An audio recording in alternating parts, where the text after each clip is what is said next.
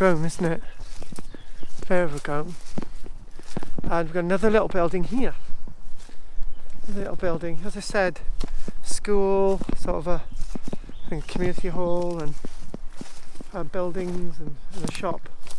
But this is in a really, really poor state actually. Really poor state. It's a shame really. Another very big building here.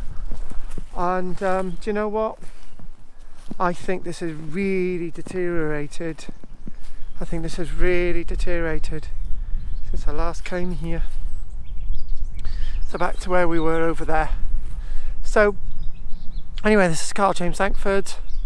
A bit out of breath now. I've got long-term COVID as well, so I gotta be very careful with what I do. And yeah. Anyway, thanks for watching my GoPro video, and I hope you've enjoyed this.